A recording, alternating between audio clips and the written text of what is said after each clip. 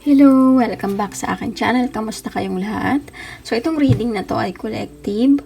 Paalala lang din, hindi lahat ay makaka-resonate sa reading na to. So, take what resonate and leave what doesn't.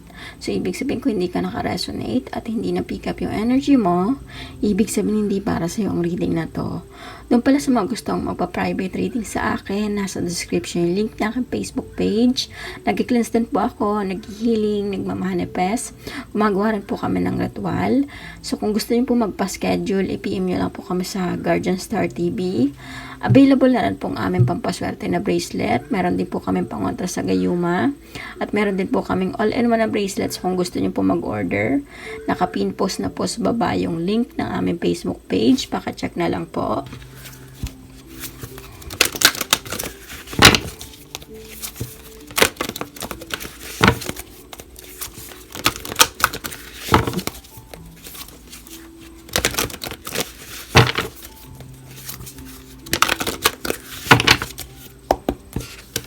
Three of Pentacles, Three of Cups, Six of Cups, Eight of Swords, Knight of Wands. So, nakikita ko dito, possible na nilagay ka sa isang third party situation or pinagpalit ka sa third party. So, nakikita ko dito, itong person mo, puro pang sariling kasiyahan lang yung iniisip niya. Hindi niya iniisip ko ano yung nararamdaman mo. So, paulit-ulit kang niloko ng taong to. Puro kasinungalingan yung sinasabi niya sa'yo. Pangako na magbabago na pero hindi pa rin nagbago. So, nakikita ko dito, gusto ng taong to na bumalik sa'yo. Kaya lang, natrap siya sa isang sitwasyon. Possible dito sa pinagpalit niya sa'yo. Hindi niya alam kung makakawala siya. Ito yung sinasabi dito na gusto niyang bumalik sa'yo dahil ngayon nararamdaman na ng taong to yung sakit na ginawa niya sa'yo. Kumbaga, possible na hindi nag-work yung relationship niya dun sa pinalit niya sa'yo. So, ngayon, ikaw lang yung gusto niyang makasama or alam niyang tatanggap sa kanya. Kaso, sa nakikita ko dito, hindi mo alam kung dapat mong tanggapin yung taong to dahil paulit-ulit kang sinaktan. Ace of Pentacles. So, nakikita ko dito gustong mag-offer ng taong to. Gusto niyang itry na makuha ulit yung loob mo. Sinasabi dito na hindi makatulog yung taong to kakaisip. Kumbaga, ang dami niyang plano ngayon na ayaw niyang mapunta ka sa iba. Kumbaga, natatakot na siya dahil alam niya na nahihirapan ka na magtiwala sa kanya. So, ngayon sa nakikita ko dito, itatry pa rin ng taong to para makuha yung loob mo.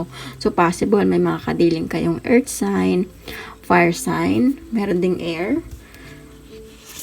King of Pentacles, sa nakikita ko dito, gusto niyang bumawi sa'yo sa lahat ng mga pagkukulang niya na hindi niya nabigay sa'yo. Ito yung nakikita ko dito na kahit na anong gawin niya, walang makakapantay sa iyo eh. Ito yung sinasabi dito na ikaw lang yung laman ng puso at isipan niya dito. So ngayon, pinipilit ng taong to na magbago. Kumbaga, na-realize niya na mali yung ginawa niya na magloko, mambabae, manlalaki, or ipagpalit ka sa third party. So sa nakikita ko dito, unti-unting na-realize ng taong to na kailangan ka pala sa buhay niya. Hindi niya kayang mawala ka. So, ngayon, sa nakikita ko dito, pipilitin niya na maibalik yung tiwala mo ulit sa kanya. Ito yung sinasabi dito. Two of Swords, sa nakikita ko dito, kahit na kasama niya yung third party or yung pinalit niya sa'yo, kasi natrap yung taong to eh, hindi siya makawala. So ngayon, ikaw pa rin yung iniisip ng taong to. Ito yung sinasabi dito na ina-stalk ka sa social media, kumbaga nagtatanong siya sa mga kaibigan mo kung kamusta ka na, kung meron na bang bago or mahal mo pa siya or anong ganap sa buhay mo. So ito yung sinasabi dito na inaalam ng taong to lahat ng mga nangyayari sa buhay mo dahil interesado siya sa'yo ngayon eh. Ayaw niyang mapunta ka sa iba. Ito yung nakikita ko dito na hirap na siya. Hindi niya alam kung papaano mareresolve yung relationship nyo or itong ginawa niya sa yung kasalanan. So, sa nakikita ko dito na gusto ng taong to na bumalik sa dati. Kumbaga, maipakita sa'yo na nagsisisi na talaga siya.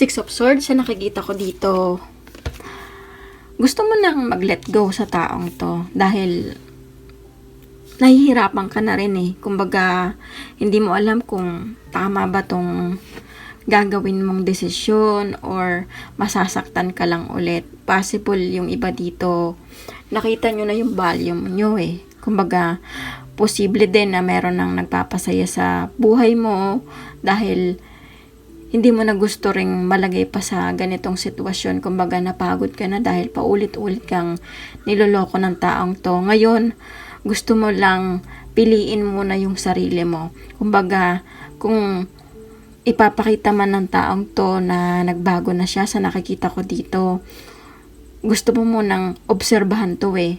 Dahil sa sobrang bigat na nang nararamdaman mo, hindi mo alam kung worth it pa ba tong relationship nyo or itong taong to. So, ito yung nakikita ko dito na gusto mo ng clarity, gusto mo ng peace of mind, ayaw mo ng mahirapan pa dahil ilang beses kang nagmakaawa sa taong to. Pero bakit ngayon lang na-realize ng taong to ngayon kung kailan buo na yung decision mo na mag-let go?